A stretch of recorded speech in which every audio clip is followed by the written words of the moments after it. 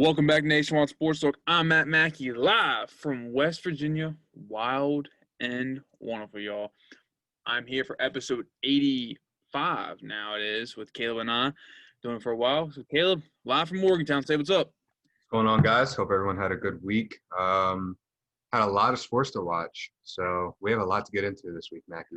We do. We got to talk about the recap of that series between the Clippers and Nuggets. Clippers were up 3-1 last week when we talked. We know how that ended for them, and then we're talking about the recap of the series so far between the Celtics and Heat.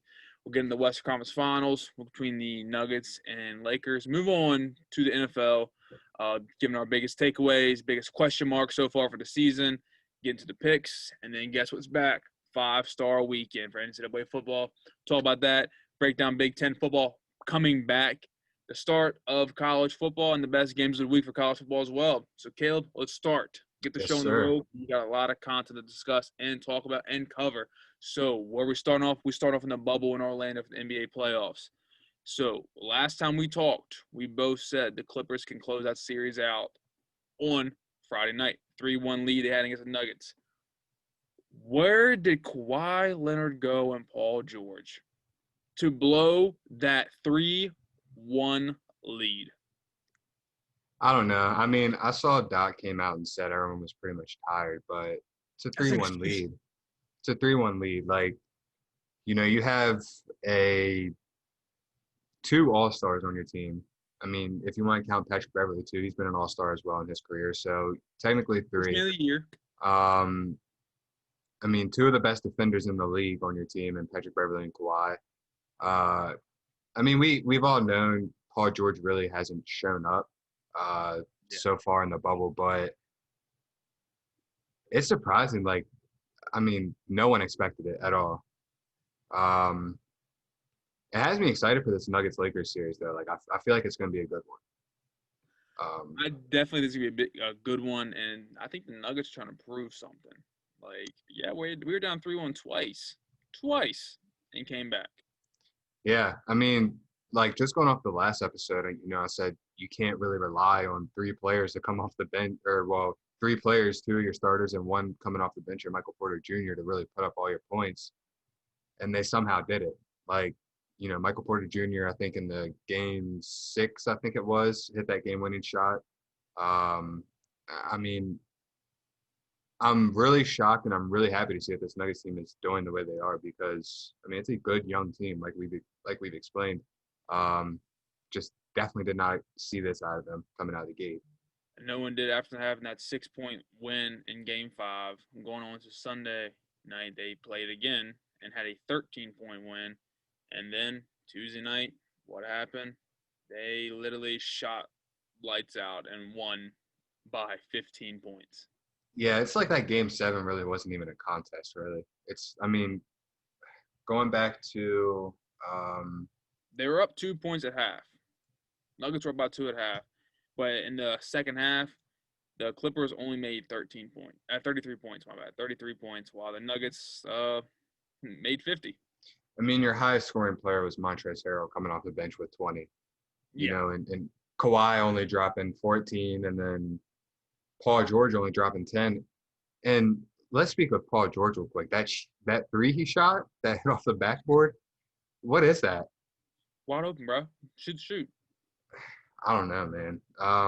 Plus, it helped Jamal Murray dropping 40 points for the Nuggets. And you know what looks really bad on this Clippers team is they gave up a lot for Paul George, and he hasn't been able to do anything for him. I mean, granted, everything that's going on with being down in a bubble and, a whole global pandemic and everything probably, gets to a lot of players and not being able to see your family. But I don't know, man. It's work. Like, you got to show up and play. I mean. Exactly. And to me, they're using an excuse as, they were tired. Nuggets were tired. They played in 3 games. They played in 2 Game 7s, came back 3-1 both times. Well, and the Nuggets really aren't even used to this. Like, you have players who have been in this situation on the Clippers team. The Nuggets, they're all fresh, young legs that can just run forever. So obviously I think that helped them a lot, even if, Clippers players were tired. But I think even in the end, Clippers players would probably have that advantage just because, like I said, they've been there, they've done that longer than Jamal Murray or Jokic or I mean even Kevin Michael Porter Jr. So going off of what Stephen A. Smith said earlier this week, he called Paul George that he might be the next Dwight Howard. Do you think that's true? I don't know. I mean, Dwight Howard had a really big fall off. Yes, he did, but you got to look at it this way. I mean, I guess he's going up by jumping from team to team to team. They both were studs and stars. Dwight in Orlando, Paul George in Indiana. Both left. Paul George went to Oklahoma City. Dwight went to the Lakers. Nothing. Paul George now with the Clippers. Dwight went to Houston, to Charlotte, to Philadelphia, now back to LA as a main role player now for Lakers again.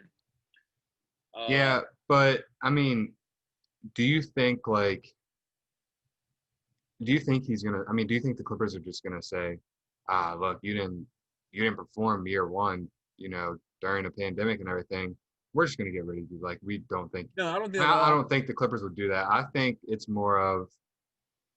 I think next year, if he doesn't perform well, I think they definitely probably are like, go to another team. Then I think it's more of a Dwight Howard situation because I don't see where, me personally, I don't see where Paul George can win games by himself, especially the way he's playing right now.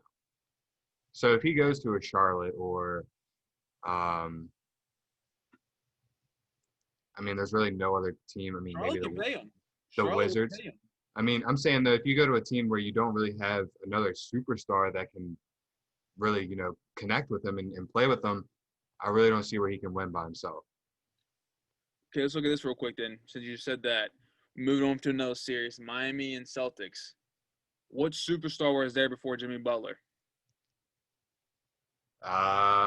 Before that team was like even, shining. What superstar was there besides Jimmy Butler? Yeah, but No. What superstar was there? There was none. Butler? I mean, if you really wanted to count one, it would have been Hassan Whiteside, but they got rid of him. So, really no one. But they built around him in that draft. Yeah, but me personally, I just don't see where you can do that with Paul George. Just the way he's performing right now. I get that. Might call me crazy, but I don't know. I mean, maybe it might be the downfall of his career, and I hate to say that, but yeah, but I'm just going off this with your statement saying that you can't do it with one superstar. They just got some good picks and had pretty much had everyone that.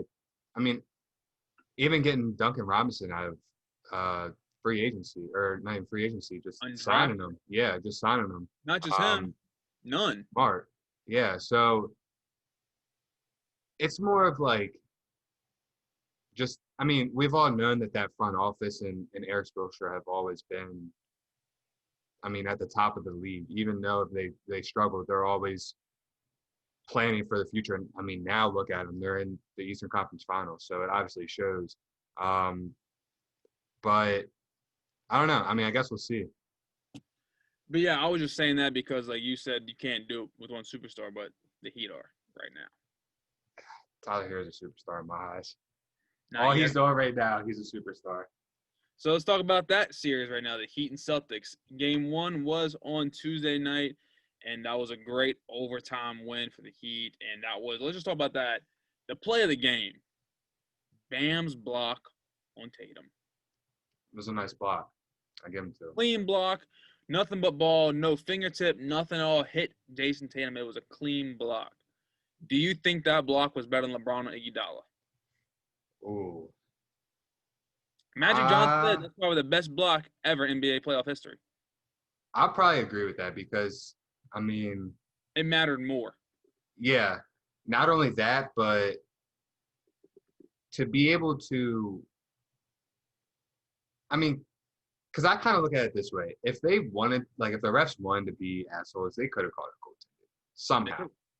But he was able to position himself and perfectly time it to where it could have been goaltending, but it wasn't. Like, if it makes sense. So, yeah, I probably agree with that. Like, it's probably the greatest block I've seen. I mean, I agree too. I mean, I think it's just the fact that the game was on the line at that point. that Iguodala chase down block. The game wasn't really at the end of the game in the Right. regulation.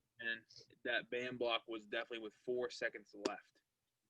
Yeah, I'd probably have to agree with that. So with Heat being up 2-0, is there a way the Celtics can come back from that? I think they can. I mean, it's a good enough team, but Both games have been close. Game 1 was by 3 points. Game 2 was by 5 points. yeah, I think Miami can probably sneak out like probably the next one. I think they'll probably get that one No team has ever tomorrow. come back from 0. It's just gonna be tough. It's gonna be tough because I mean, I can't really say they're young because the Nuggets, like, they're young and they came back against a veteran team. So both teams are very young. So I think, I don't know. I definitely can see where the Celtics come back though. I think they win Saturday though. I think they win tomorrow. Yeah, I think the Celtics will win tomorrow, and I think it'll be tied 2-2, and the Heat will get one edge. And I think it's going to go to Game 7. I think so too. That's my prediction right there. It's gonna be a hell of a series, man. Especially if it goes to Game 7. So let's talk about the new series starting tonight. Western Conference Finals, Lakers and Nuggets. You got tonight's game. I got the Lakers. I mean, well rested. Yeah, well rested. I mean, LeBron and AD, so that's kind of your advantage right there.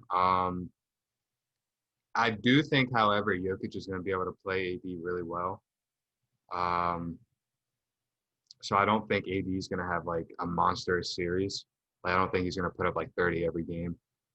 I think what it's going to come down to is LeBron making those key plays. To me, it's going to come down to, can the role players step up? That too. I think it's going to be the big time. I think it's going to be more of like that. Can Danny Green and Kuzma step up, and can LeBron make those key plays when he has to? Because when they play in the regular season kind of thing that in the bubble and before the pandemic happened, they were always close games. Mm-hmm. Always a close game. It's going to be interesting to see Michael Porter Jr. and LeBron go at it. Why you say that? I don't know. I was saying it's going to be a good matchup. I mean, people might call me crazy for that, but I think it'll be a good matchup between them two. Yeah, I think Kuzma's going to shine a little bit more in this series than he has in the past 2 series, mainly because, the focus right now is on LeBron and AD. No one really worry about those key players like I have, like Danny Green, Caldwell Pope, Alex Caruso, and Kuzma. Not really worried about them right now. But, I mean, yes, there's still, names out there to, like, watch out for, but they're not really like, oh, we're going to guard him first. I ain't worried about no one else. And my question is, too, can Jamal Murray step up in this big-time show? I mean, I feel like Jokic, he can step up no matter what. I feel like he's going to get his 25-plus points. Can Jamal Murray get 25-plus? My thing is with Jamal Murray, like, he's just had such great games since he's been in the bubble. Like, for instance, the series with Utah. I mean, him and Donovan Mitchell went back and back, I think, 3 games, and they each put up 40 to 50. So I definitely think I think he has a little bit more of an advantage because he's obviously, he has probably Rondo guarding him, and then he'll have Caruso guarding him. So I think he has a little bit more of an advantage because he's younger than Rondo. I think he's a little bit more athletic than Caruso. Mm-hmm. Caruso is definitely scrappy and can definitely, play defense, but no one's as scrappy as Pat Bev though. No, definitely not. So I definitely think that Jamal Murray is going to be able to get his points. Just like I said, man, it's going to be a tough series for him because it's the Lakers. It's just a stacked team. Who do you have winning the series? So I'd say probably Lakers, and I want to say probably, I don't know, maybe 6. Because by the time next week comes around, both series will be done. Mm-hmm. So what's your NBA Finals prediction? I'm gonna say Lakers Heat right now. That's exactly what I'm saying. I think Lakers might take it in like five or six. Like I say 5. yeah, I just I say I Heat 6. yeah, I Yes, there can think be a game Nuggets can 7 sneak that out a series. couple. Yeah, I say Heat. Celtics can go to game 7, but a bold prediction: Heat in 6, Lakers in 5. Yeah, I could definitely agree with that. But this Nuggets team, I really think like especially the way they've been playing this year, um, next year they might be able to make a little run for them again. And I feel maybe, like next they might pull in. well, you They said might what? pull in. I feel Yeah, like they might pull in somebody because you know what Giannis did apparently. It's all over ESPN. He unfollowed all his Bucks teammates. you know where he's going. Where's he going? Might go to Golden State. You know, he's been. There was that contact like I think right when the pandemic started, he was in a Zoom call with Klay Thompson, Draymond, Stephen, and Kerr. I didn't hear So, about that. but the only thing with that is you would have to get rid of their second pick, so they're not getting James Wiseman. I'd give it up on him. Oh, for sure. Um, and probably have to give up Draymond. But I Draymond mean, or Clay. huh? I think they had to give up Draymond or Clay, or not even Draymond. You gotta give up Clay.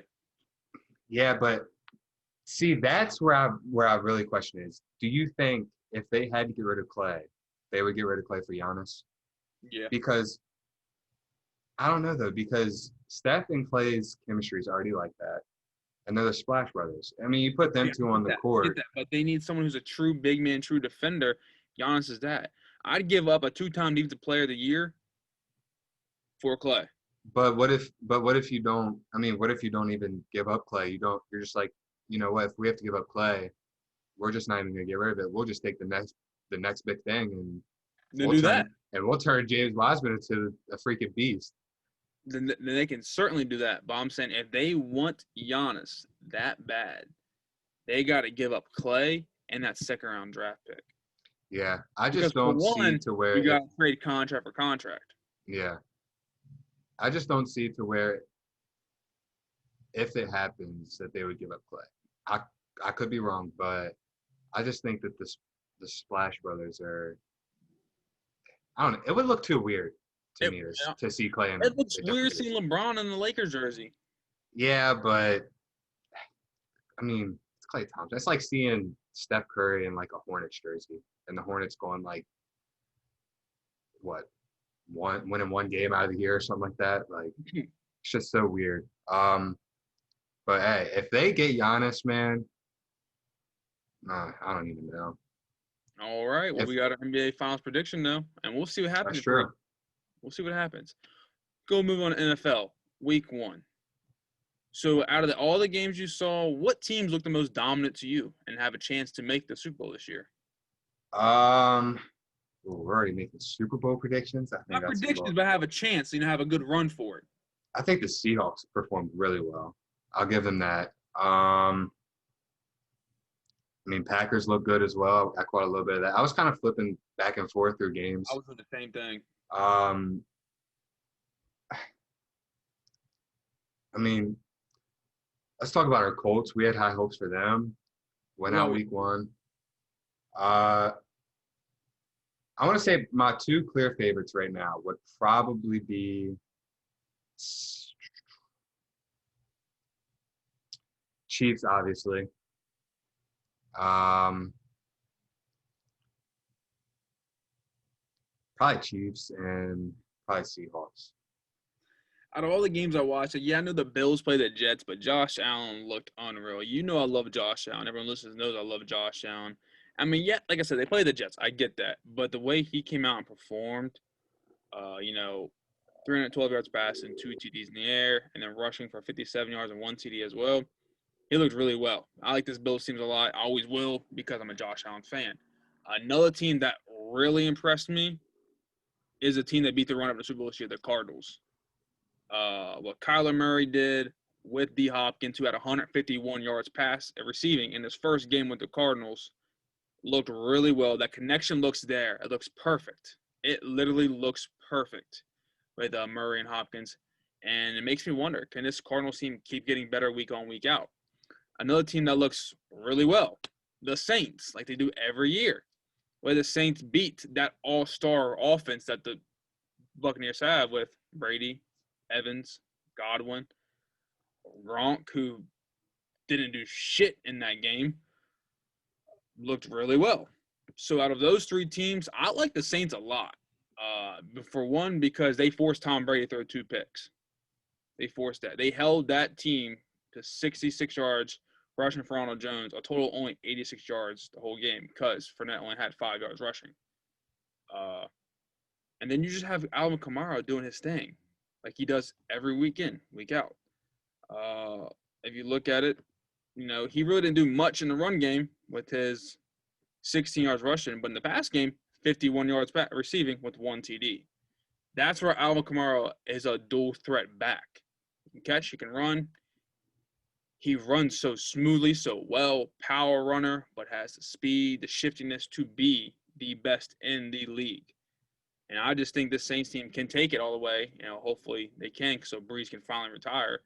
But I like the Saints this week in the NFC. And the AFC, yes, I would say the Chiefs. I like a wild card in there, Caleb. You know what I mean? I'm a wild card kind of guy. A team that also impressed me at the AFC besides the Chiefs, the Bills. The Bills have a good shot with that team they had, the defense they got, and the offense. They can do it. You might call me crazy. I know we kind of touched on it. It's like you pretty much have your 2 worst sides of the ball on the field for this game when the Bears and the Lions. But Trubisky looked really good. And I think if he can continue to look good, like that team could be a sleeper too out of the NFC North. And I think he looked good because he knows who his backup is. Yeah, He I mean, finally has someone motivating to be better. which is a good thing because Everyone needs competition in their life. not only that, but they understand they can they have the true chance to make a decent run. Like, I mean, probably not now when you have Tom Brady down and Tampa Bay with all those weapons but they're still a pretty decent young team. Trubisky's not that old. I mean, you can build off of it. Yeah, third in the league, third, fourth year. Something I think 4th. But I mean, definitely stuff you can build off of. And I mean, last year I'm gonna say we both probably had pretty high hopes for the Bears, didn't we? Because we thought Trubisky would maybe turn it around and whatever. This is his 4th year because the second year he went off. Yeah, get that decent, get a nice defense in there and Khalil Mack.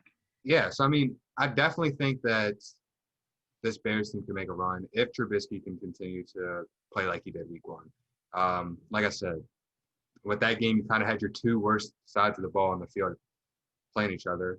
But Trubisky shined. So he looking at did.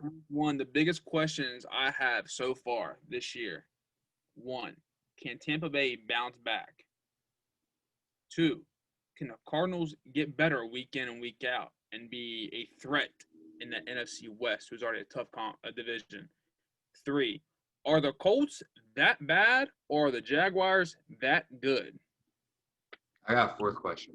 Are the Redskins going to build off this one? We're going to start my first question because I ain't worried about that. All right. Football. So it's not Redskins, it's the football team, buddy. Football team, sorry. So go to the first question. Cardinals build off this one? No, can Tampa Bay bounce back? Oh, yeah. I mean, you got Tom Brady. You got Gronkowski. Leonard Fournette the backfield. I mean, I definitely have 5 yards. Yeah, I just think that the biggest thing is, I mean, we both said it before the game. Preseason really would have helped a lot of teams, such as the Washington football team, such as Tampa Bay. I mean, even 2 preseason games. Just give Tom Brady 2 quarters of each preseason game to warm up a little bit before you throw him in against, I want to say, probably the second best team in the NFL right now, the Saints. I mean, Chiefs obviously are going to be number 1 because they're reigning Super Bowl champions, and Patrick Mahomes is obviously looking deadly as ever. Your second question was Cardinals, right? Can they get better week in and week out and be one of the best in the NFC West? I definitely think so. I mean, that offense, having Cliff Kingsbury up there and then adding DeAndre Hopkins is what he did week 1 too. Outstanding. What did they view for a team? Yeah, literally. And I mean, Kyler Murray, man, just he's looking like he needs to prove himself. Yeah. And I don't really think he has to prove himself, but I'm glad that he's playing like he has to prove himself because it kind of gives you that chip on your shoulder to play better. So I definitely think that this Cardinals team could get better week in and week out. And the next question, are the Colts that bad or the Jaguars that good? I don't know, man. It was a terrible game to watch, I'll tell you that. I told you everyone was up here this weekend, all my friends, so we were kind of switching back and forth between the games and switch over to the Colts game. I was like, this is going to be a team to watch this year. Watch.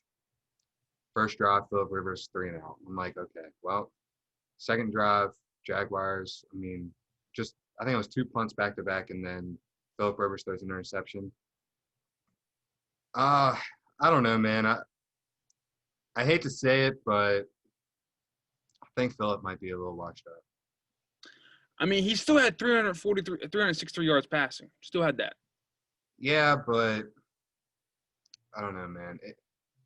The defense didn't really help at all. No. So, I don't know. But, I mean, we can always look at it this way, though. Week 1, no preseasons. Everyone kind of coming off that, are we going to have a season question. So, I want to say that they'll get better because we've had hopes on them for the past 2 years. So I hope that they get better and can build off of this loss and hopefully win some more. Who's their next game, actually? Let me look at that real quick. Vikings? Yeah, no. So they probably go 2-0 after this week just because – or 0-2 just because Vikings looked really good against Green Bay even though they lost. That defense was shaky. It was. But – you're going against Aaron Rodgers. Yeah, with no receivers, and he still got it done. Yeah, Devontae Adams. That's it. And I mean, Devontae. True. And Aaron Jones back there. He was targeted 14 times. 156 yards and 2 touchdowns. I mean, do you think that this Colts team? Do you think we put too much hype on them? I think it's a team in the making. They just got to find that right quarterback because they have Jonathan Taylor now in the backfield. Nyheim Hines showed up. Paris Campbell, good receiver they have, as well as T.Y. Hilton. I will say what kind of hurt them was Marlon Mack going down. That did kind of hurt them. No. So I feel like if he didn't go down, maybe, just maybe. But Gardner Minshew threw 19 for 20 with 3 TDs, 1 incompletion. I think we also overlooked him a little bit. I don't think Minshew Madness will come back out pretty much starting his year like he ended it last year. I was wrong. So you know what that means? Maybe means? That's why they got rid of Fournette. Literally, they got to pay somebody eventually. They got to use their money somewhere. Do you think they'll bury a bunch of money into him? I would have bury because to me, no other team's going to want him because he hasn't proved nothing. But the Jaguars know they can build off him. Yeah, and I mean, for the Jaguars, the good thing is he's getting you wins. It's not really something that you're really used to. So, hey, man, they made the AFC title game 2 years ago. Sorry. So let's start with the picks this week, my man. I didn't keep track last week, so I am this week, so we can have competition going on. First game on Sunday, Giants and Bears. Who you like? I like the Bears for that game. I like the Bears too, not going to lie. I think Trubisky shot in week 1. He can do it against this Giants' terrible secondary they got. Falcons and Cowboys. I'm going to have to go with the Falcons for this one. I hate to say it. I'm going with the Cowboys. I'm not saying to be biased. It's the fact that, McCarthy's going to have something to prove going into week 2 against a Falcons team who doesn't really have a deadly secondary. And, I mean, it hurt that Banners broke his collarbone. That hurts. But hopefully La'el Collins is back on the O-line to help that push for Zeke. Yeah, I mean, you guys definitely have a little bit of an advantage because you have a decent defense. Like, well, I wouldn't say decent defense. You have a good defense. Falcons don't really have an outstanding defense. Exactly. But hey, I'm sticking with Matt Ryan. I mean, it all depends if the DBs can stick up with Julio, Calvin, and their weapons. That's true. They have a lot of weapons on that receiver core. Packers and Lions. I'm gonna go with the Packers for this one. Just the way Aaron Rodgers looked week 1 against a good defense. Um, I think he'll take advantage of this very weak Lions defense. I will too. I like the Packers. You know, Aaron Rodgers and Devontae Adams shined against the Vikings. They can do it again against the Lions. Next week, we got Jaguars and Titans. Um, Titans didn't look too well against the Broncos on Monday night. They didn't, but I want to say Titans. I think the best thing that's gonna really help them out this game is Derrick Henry in that run game. I mean, I want to say if Leonard Fournette was still there, I would say Jaguars, obviously, because the way Minshew played last game, and then you had Fournette on top of that. But I think Derrick Henry's just gonna bully AJ everyone. Brown's out too for the Titans. He's out. I picked him up in fantasy too. I gotta take him out of my lineup. But yeah, I still think Derrick Henry will probably take over this game, and Tannehill can make this thing happen. Yeah, I like Titans because of Derrick Henry against Jaguars. Next game we got Colts and Vikings. Can the Vikings bounce back or Colts bounce back? I think Vikings bounce back. I don't see where Phillip can really do too much against a good defense like this. I mean, Titans defense wasn't, or not the Titans. Oh my God, it's slipping my mind who they played last week. Anyways, their defense wasn't that great, so I definitely think this Vikings defense will get a couple picks on Phillip. I like the Vikings too, mainly because the offense is better than the Colts defense. Obviously, I proved Gardner Minshew. You know, he really has no key receiver to throw the ball to when Kirk Cousins has Adam Thielen and Justin Jefferson. I need Justin Jefferson to go off this week. Yeah, I need a lot of people go off my fantasy from my other league. Bills and Dolphins. I like the Bills for this one. I love Bills. This one, Josh Allen's going to shine. 49ers and Jets. 49ers. Jets look terrible against the Bills. They did. But you also looked terrible last week. The Eagles against the football team. And guess they got this week? The Rams. Who you like? I like the Rams. Jared Goff played pretty decent against you guys. He did. So did Malcolm Brown, our running back. I just think the biggest thing that is going to hurt them is not having Ty Gurley, man. I think that's just going to hurt them later on down the road. Oh, no, I agree. But Malcolm Brown was a good fit for them. You know, he's stepping up real well. He did a great job against Cowboys. It's the fact that Jared Goff is playing well, too, and Jalen Ramsey and Aaron Donald on that defense. Hey, well, hopefully Jared Goff can keep it up because they need him to. Oh, 100%. He's getting paid that much money. He should be keeping it up. Then we got the Steelers and Broncos. I like the Steelers team a lot. The receiver core is deadly. Having Big Ben back, too, is ridiculous. So I think the Steelers team will probably run away with this one a little bit. Yeah, the Steelers look good on Monday against the Giants. I like them again against the Broncos this week, mainly because Big Ben's playing good. Juju played very well. And they have other key pieces, especially that defense, who's deadly. Obviously, Big Ben's a Hall of Famer quarterback. Were you expecting him to come back and do this good? Yeah. I was too. A lot of people called me crazy. But it's Big Ben. You can't count him out. Exactly. Next game, we got Panthers and Buccaneers. What team can bounce back? I think Buccaneers. I think this Carolina team is definitely on the uprise for sure, but Buccaneers just have Tom Brady and a little bit more veteranship.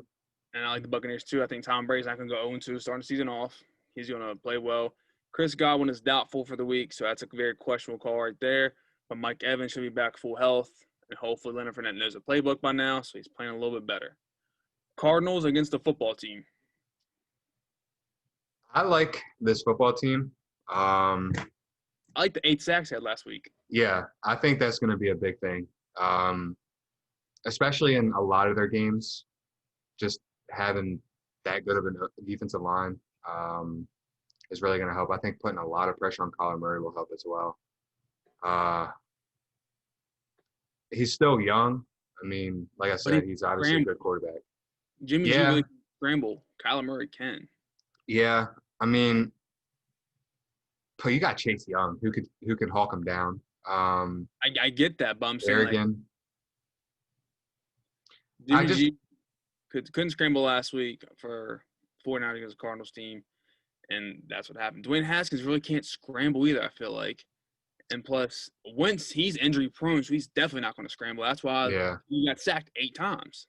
Yeah, I definitely think – I mean, don't get me wrong. I definitely think – and this is not me being biased. I definitely think it's going to be a good game because it's 2 teams who have the potential to be on the uprise.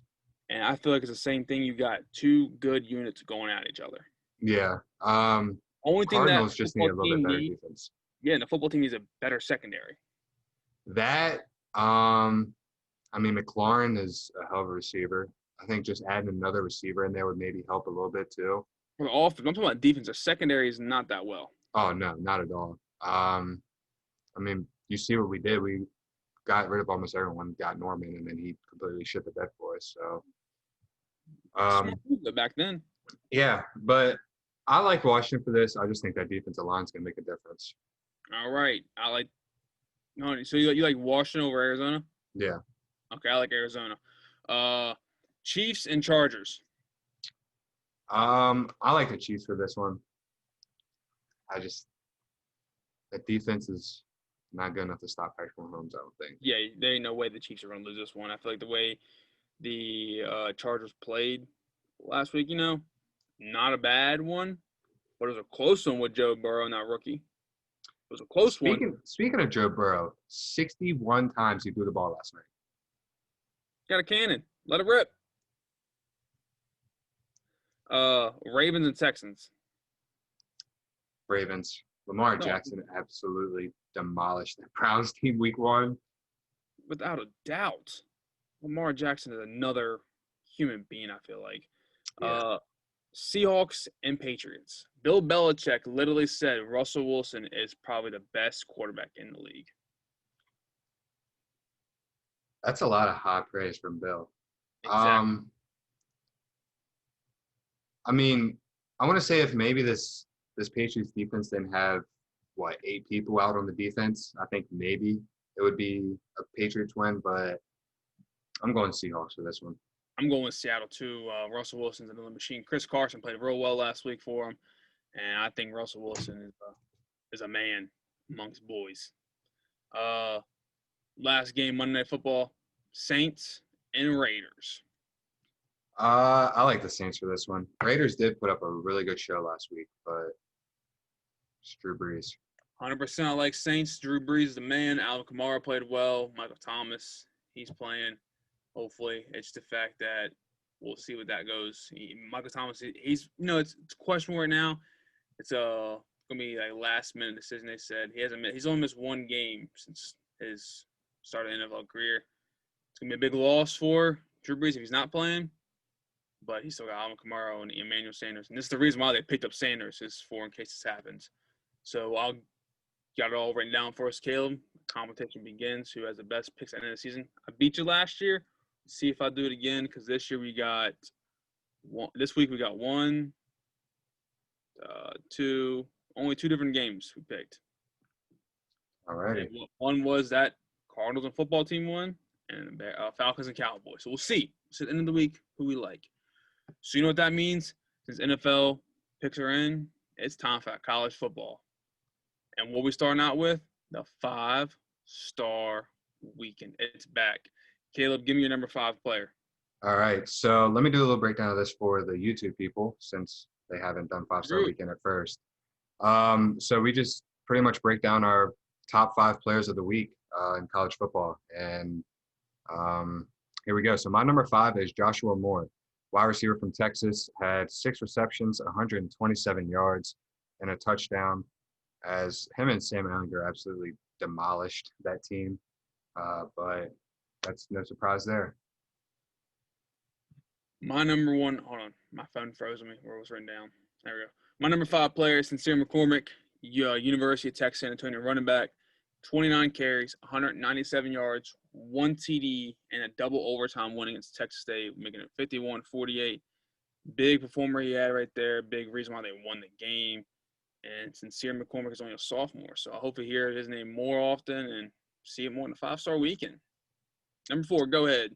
My number 4 guy, the youngster out of Oklahoma, Spencer Rattler. 14 for 17, 290 yards, and 4 touchdowns. They absolutely destroyed Missouri State 48-0. He played only the first half, I'm 90% sure.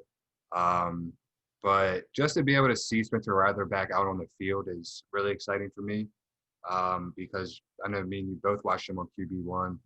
Hell yeah. And to see him in that Lincoln Riley offense is even more exciting because we all know Baker Mayfield, Kyler Murray, a lot of good quarterbacks come out of that system. My number 4 player, but I ain't gonna lie, Kev, I did a little different this week than I usually do. I did a unit. My number 4 5-star weekend is the WVU running backs unit. Letty Brown and Alex Singfield both combined had 25 rushes. They both had 123 yards carrying each, and they both had 2 TDs in the Eastern Kentucky win last weekend. Yeah, I put Letty Brown at my 3. If I would have known we were doing a unit, I definitely would have put a unit. I saw a stats had the same exact stats. I said, might as well do them both. Yeah, I put Letty Brown up there, just over him, just because he had that 12.3 yards per carry, which is absolutely insane. But yeah, man, that running back group for WVU looks really good with Letty Brown leading the way. Yes, it does. And moving on to my number 3, I did another unit, the Louisville wide receivers. Des Fitzpatrick and Braden Smith both had 4 catches and both had 110 yards. But Dez came out on top with that 1 TD he had. My number 2 is Sincere McCormick. He was your number 5. Running back from UTSA. Had 29 carries, 129 yards, and a touchdown. And he's only a sophomore, so a lot of time to improve too. My number 2 is your number 4, Spencer Rattler from Oklahoma QB.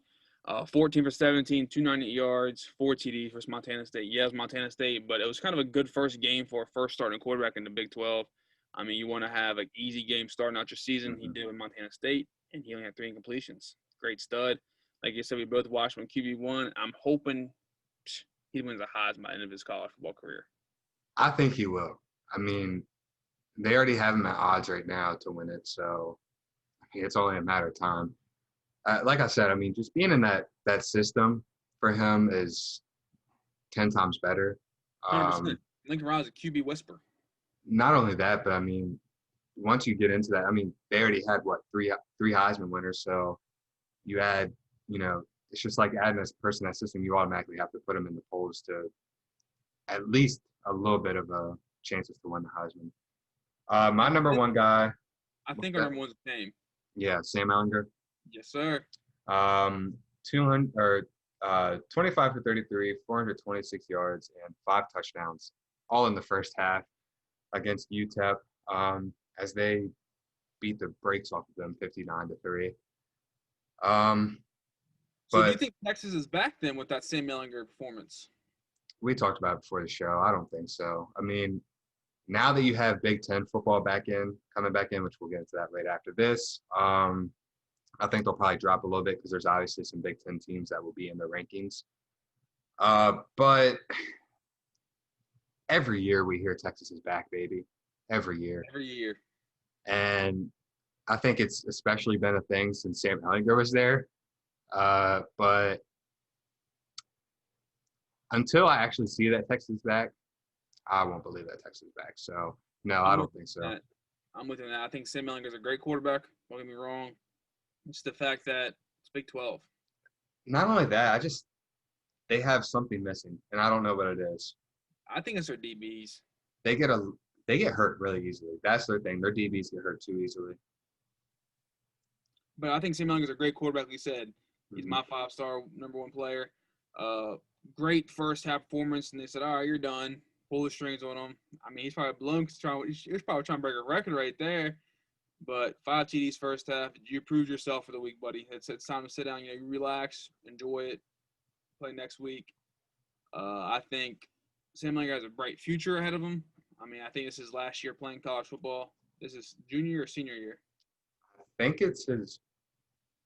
I don't know. He's been in the league. He's been playing football so long. I think it's his. I want to say it's his senior year because I've heard his name about 17 years, but might be his junior year. But I do agree. I don't think Texas is bad because I think they're missing one thing, and I think it's their defense. Their offense is there. It's the defense. Because you got to have a defense to stop an Oklahoma offense. We all He's a know senior, that. Okay. And but I think he needs help on that side. I mean, he can put the points up. It's the fact that you stop the other team from scoring points as well, so I don't have to run my ass off. yeah, I agree with that 100%. I definitely think that, like you said, I mean, he can definitely put the points up, but when you are going up against Lincoln Riley and now Spencer Radler, you have to have good DBs, Yep. really good DBs. Call me crazy, but Jalen Hurts, I don't think really could read a defense that well, and I think Spencer Radler might have a better career than him by the time he's said and done there. But we'll see. Yeah, we'll see. But then you also look at Jalen Hurts. He was in 2 different systems. Yeah, I mean, plus he did also have Tua come up behind him and kind of kick him out once he got to the national championship. But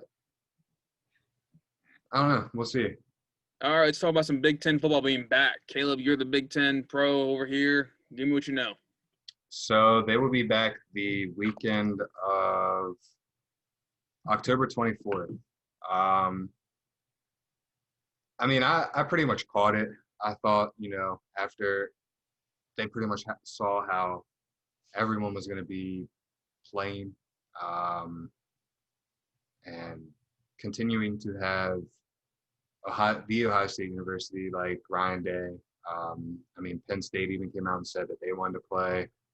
Minnesota and Nebraska even came out and said they wanted to play. So I feel like, just seeing all these teams all these conferences that have been able to play so far and successfully do it, they were pretty much like, you know what, we have to at least give it a shot. Yeah. But yeah, I'm excited to see Big Ten football back, not just because of Ohio State, but it's more football. Like, it's more we can talk about. Exactly. So is the Big Ten doing like a Big Ten whole schedule? I mean, yeah, I'm guessing they're not playing any out of conference games. Are they doing the whole Big Ten schedule though? So let me look it up. I don't think they've released anything yet. I'm just wondering, like Heisman hopes, that kind of thing. I mean, I would assume with them coming back. No, like everyone has one bye week. You play the whole schedule, so it ends kind of the same exact time as the playoffs would start. As the picking goes, that kind of thing. The biggest thing with that is it sucks for big, because how are you going to do it? Because October 24th, I mean, most teams, let's just look at Oklahoma State. They're ranked 11th. October 24th, they're damn near done their season. They only have 2 more games until they're done. So how are you going to start one conference the 24th while the other conferences are almost done? How are you going to do that with the top 25 and national championships? I mean, even the playoffs. That's what I'm wondering too. Like I said, week 8, college football is only 15 weeks. before bowls start. And now, I mean, and it's not like you can have those teams sit. Like you can't have them just practice or just, Exactly. just work out until Big Ten finishes football. And then just to say like, oh, okay, well, Ohio State, like, you're the only team out of the Big Ten that could maybe go into the playoffs. So here you go. Like, that's not fair to other teams. So I don't know. I mean, do you see this as I hate to say this, but do you see this as a move as like, oh, okay, we're going to announce that football's coming back, but we might not even bring it back. Like, we're just going to get everyone excited about it because it doesn't make sense. You can't bring it back at week 8 of other conferences. Starting out late. Why not do it like week 6? Why not do it next week? Why not start next week? I mean, if you have true contenders like, I mean, Ohio State, obviously, you have, I mean, Sean Wade just announced he's coming back, their star cornerback. So, obviously, I think they're going to be a contender because they probably 9 times out of 10 are going to win the Big Ten. But, I mean, even say if Penn State were to have a chance of winning it this year. Minnesota, I mean, it doesn't make sense. I mean, you have to start next week. If you want to get everything on track, have to start next week. I wouldn't say next week. I say like, the whole 14-day quarantine thing starting 2 weeks. I mean, I don't know though, because wouldn't everyone already, I mean, what's the point of that quarantine now? Because everyone's already back on campus. Everyone's probably already getting tested daily. To like separate your players, get them to work out, practice. You have all that planned out. Well, I think they've already been practicing. Like all Big Ten schools have already still been practicing. Then, yeah, I don't see the problem. But it's the fact too, like game day coming in, the media. Yeah. That's the problem right there. The media schedule has to line up and everything too. TV times will change. TV channels with the game will be on will change. I just it's confusing because I don't know how they're going to get it to work. But that's the thing. We're going to find out because no one really knows how it's going to work either. Yeah, I mean, maybe I could see maybe that Big Ten was like I said before, like, we're just not going to continue it on that date. Maybe they set that date and we're like, okay, once, Big 12 gets into play, conference play, all these teams get into conference play. If they can't, deal with their traveling and do their traveling right, West Virginia can't go to Texas the right way without having cases, or Texas can't come to West Virginia without having cases, then they're just like, okay, well, now that's why we said October 24th. And this is a big question. Since the Big Ten starting up, will the Pac-12 move in? I definitely think it's in talks. And I hope it's in talks at least. Yeah, it sucks because, I mean, Big Ten set their dates so far back to October 24th. I feel like Pac-12 is probably going to do the same thing, if not even farther, and say, you know what, we're just going to start in November, the first month, the first Saturday in November. I don't know. It's weird. It's too weird for me. It's going to be a weird playoff, I feel like. I mean, I feel like you're not going to get the best 4 teams. Nope. And I feel like there'll be a little asterisk next to who wins it. Yeah. I mean, I don't know. It sucks. It definitely sucks for the athletes. Yeah, you get another year eligibility, but you're told you get to play this year. And now, I mean, from what I think, you're not going to be able to play this year because why would we set the date back so far? But hey, we're just podcasters. We don't make the rules. Exactly. We just see what they say and we just go with what we think. Move on to the best games of the week for college football. There's one top 25 matchup, and that could be the best game of the week. It's number 17 Miami going to number 18 Louisville. Both teams are 1-0. Derek King against Louisville's receiving core, pretty much. I feel like it is. Who you like? That Louisville receiving core is really good. What Malik Cunningham was able to do that first game too was pretty outstanding. This Miami team struggled. They struggled a lot against a not very good it was Appalachian, wasn't it? It was UAB. struggled against a not so good a UAB team. So I think going up against a 8 team, I mean, probably a little bit overranked just because got Yeah, to fill out a top 25. But I definitely think Louisville probably wins this because the way Miami struggled against UAB is not good. and another two good games to look out for is number 14 UCF coming against Georgia Tech, who came off a big win last week against Florida State. Another game is number 23 Appalachian State traveling into Huntington, West Virginia, playing Marshall. Take it away. So I think USC gets a nice win with that one. Are you deaf? Or UCF, yeah. Um, they have they still got what's his name back there? Yeah, Dylan Gabriel. Yeah. So as long as Dylan Gabriel's back there, I think this UCF team's pretty solid. I think so too. That Marshall game, the way they dismantled EKU was pretty eye-opening. Yes, 100%. The way that Appalachian State struggled against UNC Charlotte. Yeah. I Which I just thought was gonna be a good game, and it was. hey, this Grant Wells kid though at Marshall, good. He's from West Virginia too. Wayland So, Park. I'm gonna stick with the WVU boys. I believe the WVU boys can get it done. I'm gonna stick with I think Marshall. Marshall can get the upset kind of against Appalachian State, and I like UCF against Georgia Tech, and then I like Louisville against Miami. Who do you like in this Clemson Citadel game? I think Sills gonna win this game. Really? Yeah, I was thinking the same thing. I think They Trevor Clemson Lawrence might. for 7 picks. Yeah, he might choke. This So is a tough them. game for him. Real tough game. Clemson gonna demolish them. Probably 70-2. Yeah, you get a safety. Trevor Lawrence felt bad, took a knee in the end zone. Yeah.